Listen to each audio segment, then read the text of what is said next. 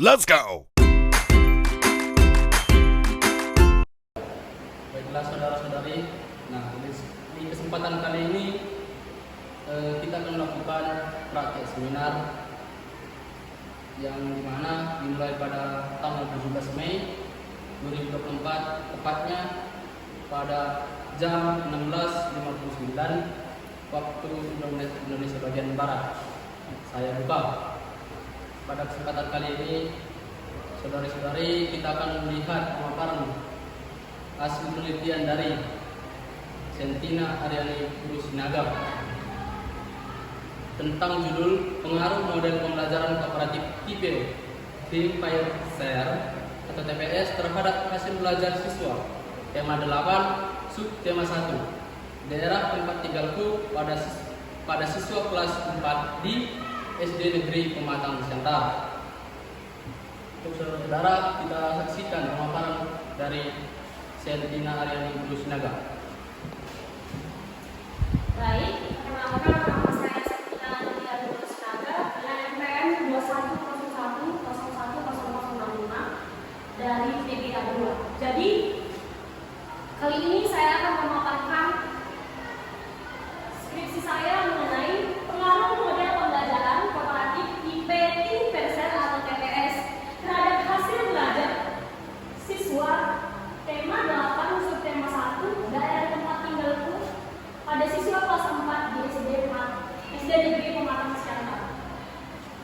Selanjutnya kita akan mengkaji mengapa saya memilih mode tersebut, apa latar belakang saya memilih mode tersebut.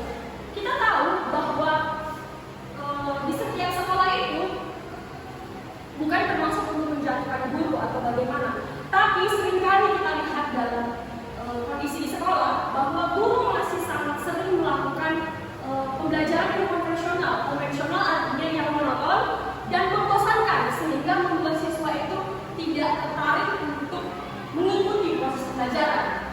Lalu yang kedua itu rendahnya hasil belajar peserta didik. Mengapa bisa rendahnya hasil belajar peserta didik? Karena pembelajaran tersebut sudah tidak menarik, yang mengakibatkan siswa tersebut pun menjadi tidak terbaruan, acuh tidak acuh, sehingga hasilnya pun sudah dapat diprediksi bahwa akan mudah. Lalu yang ketiga itu, siswa tidak akan belajar jika tidak ada guru. Ini bukan suatu hal yang baru bagi kita. Kenapa? Mungkin waktu kita SD pun kita pernah melakukan hal tersebut. Iya benar, karena kita merasa bahwa ngapain kita belajar kalau gurunya nggak ada, gitu kan? Artinya kita itu selalu merasa bahwa kita takut ketika gurunya itu ada di tempat. Selanjutnya kita masuk kepada poin identifikasi masalah. Terdiri atas 4 bagian. Dapat kita lihat. Yang pertama, proses pembelajaran yang masih sangat monoton dan membosankan. Ini tadi sudah saya jelaskan, termasuk kepada bagian konvensional. Mengapa dikatakan membosankan? Karena proses pembelajaran tersebut yang masih monoton, yang melulu tentang bagaimana cara, yang melulu tentang metode cara. Guru hanya menjelaskan berdasarkan apa yang dia ketahui dari buku panduan guru tersebut. Yang kedua, rendahnya hasil belajar siswa. Rendahnya hasil belajar siswa dapat terjadi, dapat kita lihat karena pembelajaran tersebut yang tidak menarik, sehingga membuat siswa itu merasa kayak aku udah bosan, aku udah gini, sehingga selain itu dapat juga memunculkan hal-hal lain yang membuat siswa itu selalu kayak mengganggu siswa lain, menjahilinya, dan dia tidak fokus kepada pembelajarannya. Sehingga ketika dibuat suatu ujian atau tes untuk mengevaluasi kegiatan pembelajaran tersebut, hasilnya rendah, tidak mencapai kriteria atau KKM. Lalu yang ketiga, pembelajaran yang masih berpapar. Artinya siswa tidak dapat belajar mandiri. Padahal kita tahu teman-teman, di kurikulum Merdeka, tuntutan yang paling utama siswa harus mampu belajar secara mandiri atau biasa disebut dengan students and learning. Artinya siswa tersebut dapat mencari informasi jawaban. Nah, berarti dia di situ dituntut apa? Berpikir kritis, logis dan analitis. Yang keempat, siswa masih kurang percaya diri dalam mengungkapkan pendapatnya. Dan kita bertanya tentang materi yang belum dipahami. Iya, ini sering. Jangankan masuk ke materi tersebut, di sini saja di kuliah kita, teman-teman kita masih malu, masih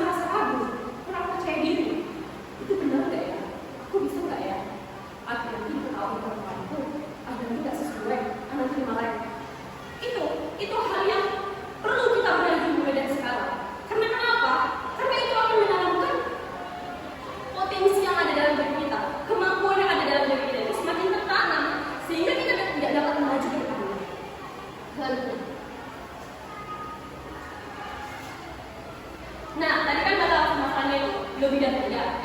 Identifikasi masalahnya itu lebih dan tidak. Sekarang kita membahas masalahnya hanya dalam 3 poin.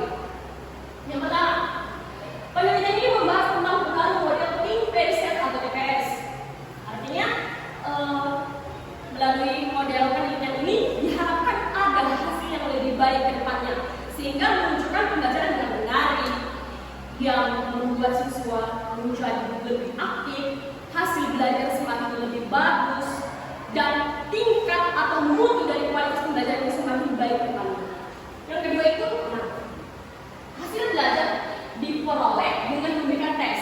Nah, kita tahu bahwa untuk mengukur pencapaian siswa atau untuk mengevaluasi bagaimana siswa itu sudah mencapai tujuan, siswa itu sudah mengerti tidak proses pembelajarannya, dilakukan dengan tes. Kita sudah belajar ini pada semester 5 mata kuliah evaluasi. Penelitian yang ketiga, penelitian ini dilakukan di SD Negeri Pematang Siantar. Ya, jadi karena memang belum melakukan penelitian, kita anggap saja bahwa kita sudah melakukannya. Selanjutnya, landasan teori. Nah, jadi dari landasan teori ini ada beberapa poin. Yang pertama itu ada manfaatnya. Manfaat dari adanya model pembelajaran sebagai pedoman bagi perancang pembelajaran dan para guru dalam melaksanakan pembelajaran. Artinya ini menjadi suatu patokan atau suatu pegangan bagi guru dalam proses pembelajaran. Kita tahu bahwa dengan adanya model itu dapat membantu kita untuk mencapai tujuan pembelajaran. Artinya itu adalah cara yang digunakan bagaimana. Itulah manfaatnya. Lalu yang kedua itu aspeknya menurut Johnson mengetahui kualitas model tersebut ya dilihat dari 2 aspek. Yang pertama proses dan produk. Nah, kayak di kurikulum merdeka itu menuntut bahwa proses pembelajaran itu harus menghasilkan suatu produk. Enggak melulu tentang materi. Artinya ada hasil artinya ada suatu hasil yang dapat dihasilkan dalam proses pembelajaran. Itulah dia termasuk. Lalu ketiga itu ada ciri-cirinya. Berdasarkan teori pendidikan dan teori belajar para orang tertentu mempunyai misi atau tujuan pendidikan tertentu dapat menjadikan pedoman untuk perbaikan kegiatan belajar mengajar di kelas. Berarti diharapkan melalui model yang sudah kita lakukan atau kita terapkan dapat meningkatkan bagaimana cara pembelajaran di kelas. Seperti itu. Lalu ada kriteria pemilihan. Nah, jadi teman-teman, dalam memilih suatu model perlu kita ketahui bahwa kita harus mempertimbangkan beberapa kriteria pemilihan. Baik itu mulai dari sisi siswa dan materi. Nah, ini dapat kita lihat dan dapat kita baca. Pertama, pertimbangan pembelajaran. Ya, itu sangat penting. Kita harus mengetahui dulu apa materinya, baru kita bisa memilih. Nah, yang kedua, mempertimbangkan hubungan dengan bahan pelajaran dan juga materi pelajaran. Harus berupa fakta. Nah, jadi ini seringkali kita pelajari karena kayak kemarin kan sebutkan dalam pemilihan media sebutkan beberapa kriterianya. Yang pertama itu harus ketepatan media dengan tujuan pembelajaran. Nah, jadi kalau sejalan juga, maka tujuan pembelajaran juga akan tercapai dengan baik seperti itu. Itu masuk dari nomor 2. Dan dia harus relevan, artinya relevan sesuai dengan kehidupan nyata yang dapat dimengerti oleh peserta didik. Yang ketiga, pertimbangan dari sudut peserta didik atau siswa. Berarti ini kepada kebutuhannya. Keempat, model pembelajaran yang bersifat teknis. Artinya dapat mengalir ya kayak gitu secara sistematis. Selanjutnya, nah ini penelitian terdahulu. Nah, jadi teman-teman, untuk mendukung skripsi ini kita harus melihat beberapa penelitian terdahulu yang sudah menggunakan model ini. Model ini tadi think very set atau TPS. Nah, ini dapat kita ambil dari jurnal-jurnal atau skripsi para ahli yang sudah membuatnya. Mulai dari ini yang pertama, hukum ini dengan judul model kooperatif think very set dalam pembelajaran SD, PKN SD. Yang kedua, Ibu Indayani dengan judul pembelajaran kooperatif PKS. Yang ketiga, Para Nusulan Putra Praditya dan Kip Haryana dengan judul peningkatan belajar siswa melalui model TPS. Keempat, Betty Sadipun dengan judul tim persen. Dan kelima, Nobita Dewi Hasmuti Sunan Bedo dengan judul keefektifan model pembelajaran tim persen. Lanjut. Nah, setelah kita melihat penelitian terdahulu, maka kita masuk kepada kerangka konseptual. Bagaimana kerangka TSN? Ya kan? Nah, ini ada poin-poinnya terdiri atas 5 bagian. Yang pertama, kita harus memasukkan tentang apa tema kita. Saya memilih subtema 1, tema 8, subtema 1 tentang daerah rumah tinggalku. Lalu, contoh, kita mengandaikan bahwa ini sudah dalam proses pembelajaran. Nah, itu kan belum masuk ke modelnya. Nah, ini mulailah pembelajaran, belum masuk ke model tim persennya. Mulai kan berjalan. Lalu setelah itu mari kita lakukan tindakan, mari kita proses. Kita gunakan model tim persen. Nah, kita gunakan, lalu kita lihat tindakannya, kita teliti. Setelah kita gunakan tindakan, ada nggak perubahan? Ada nggak sesuatu yang berbeda dari sebelumnya? Pasti ada kan? Nah, di sini kita lihat temuan kondisi akhir atau hasil pembelajaran dapat kita lihat berdasarkan hasilnya. Kita evaluasi bahwa model itu memiliki suatu perbedaan enggak sehingga dapat meningkatkan hasil belajar siswa. Dari yang tadi misalnya contohnya nilai PKM-nya atau IPS 250 bisa jadi 60, enggak langsung drastis gitu, enggak apa-apa juga. Tapi yang penting ada perubahannya, kayak gitu kan. Jadi itu harapan dari setiap model pembelajaran yang ditetapkan dalam skripsi. Begitu. Selanjutnya. Nah, jadi ini hipotesis penelitian. Nah, perlu saya katakan bahwa saya menggunakan metode kuantitatif. Alasan saya menggunakan metode kuantitatif karena dalam hipotesis saya merumuskan tentang membahas tentang bagian data. Artinya kalau kita membahas tentang bagian data, kita harus menggunakan metode kuantitatif. Nah, jadi begitu prosesnya.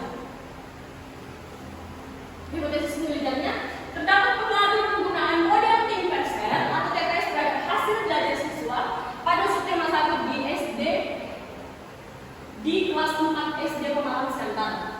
Yang kedua, tidak terdapat pengaruh penggunaan. Jadi ini HA, ini HO-nya. Model tim persen TPS terhadap hasil belajar siswa. Nanti dapat kita lihat. Selanjutnya,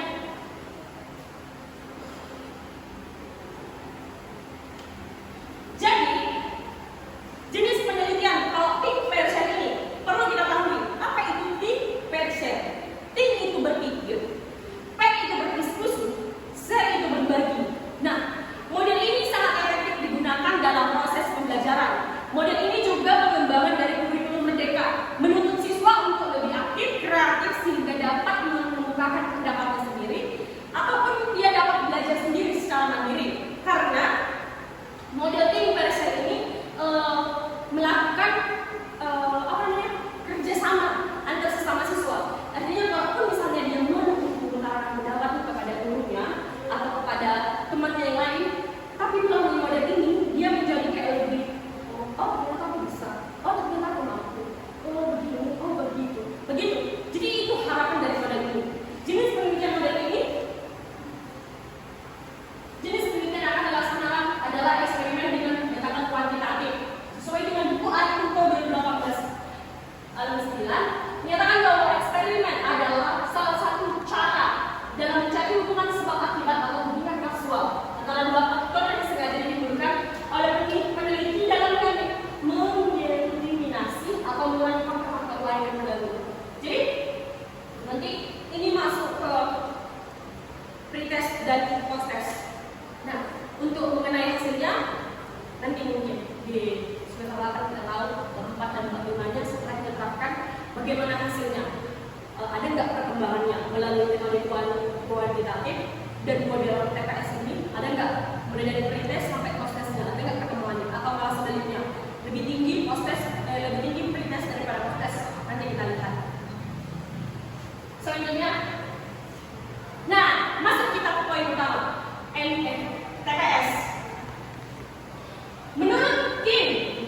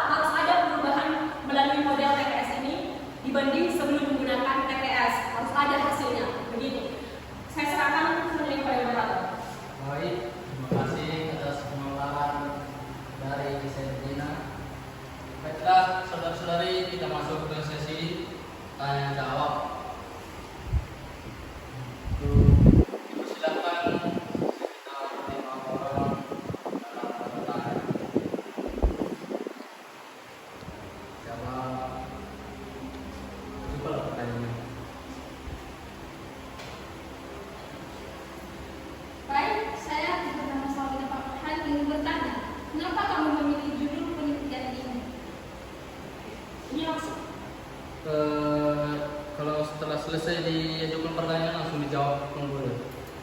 Oke. Terima kasih sebelumnya kepada saudara Solina telah bertanya. Yang pertanyaan kenapa saya memilih judul saya ini? Karena menurut saya memilih judul ini karena saya sudah melihat dari latar belakang masalah saya bahwa pembelajaran yang sangat monoton dan tidak menarik sehingga membuat hasil belajar siswa itu rendah. Jadi alasan saya memilih model ini, saya menganggap bahwa dengan model ini dapat meningkatkan hasil belajar, tidak hanya hasil belajar saja, tetapi mutu dan kualitas pendidikan saat proses pembelajaran juga dapat meningkat. Selain itu juga dapat meningkatkan proses pembelajaran yang efektif dan lebih efisien. Mungkin sekian yang dapat saya sampaikan. Saya kembali kepada moderator. Baik, jika ada dari saudara-saudara yang mau mengajukan pertanyaan, karena kan tadi ada batasan 5 pertanyaan yang disampaikan kepada Sentina. Baik, untuk saudari Stella. Baiklah, di sini saya akan bertanya kepada saudari Sentina. Saya bertanya, kenapa harus memilih tempat di SD dekat rumah untuk melakukan pendidikan tersebut? Oke, terima kasih.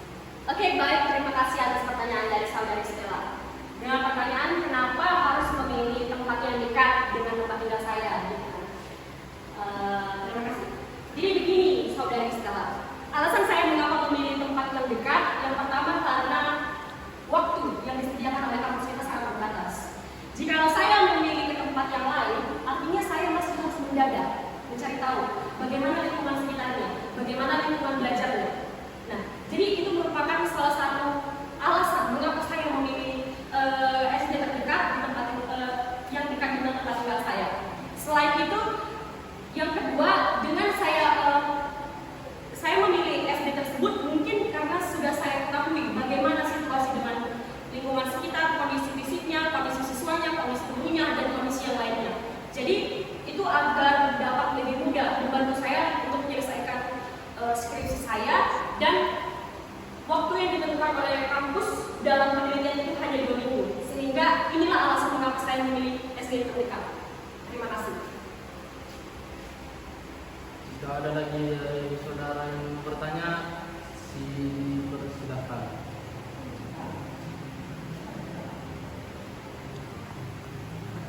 Iya. Baiklah saudara-saudari, berikut tadi pemaparan hasil penelitian dari Sentina Aryani Rusnaka tentang pengaruh model pembelajaran kooperatif tipe tim PRCR atau TPS terhadap hasil belajar siswa. Tema 8, subtema 1, daerah tempat tinggalku pada siswa kelas 4 di SD Negeri Pematang Siantar. Kita beri aplaus.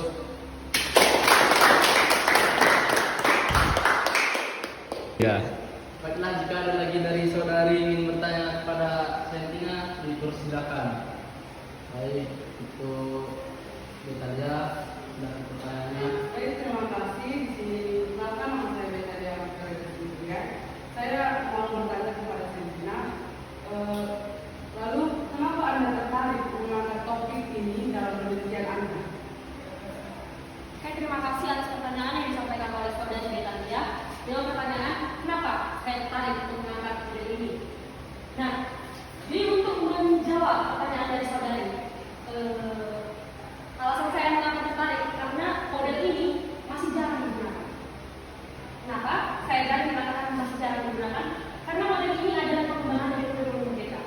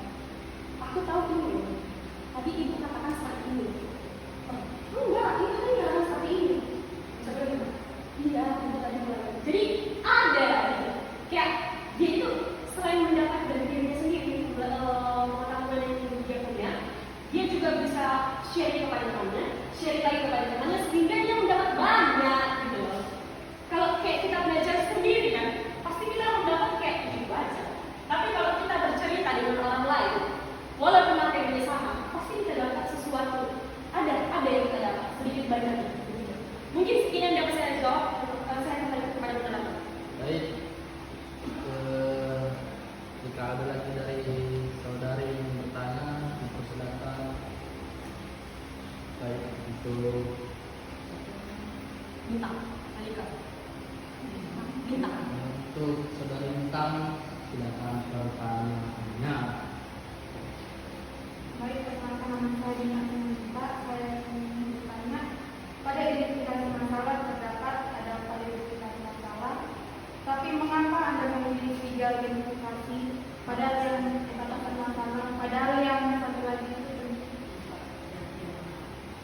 Oke, baik, terima kasih pertanyaan dari saudara Bintang. Ya, saudara bertanya bahwa mengapa Anda hanya menggunakan 3 batasan masalah sementara di identifikasi dampak.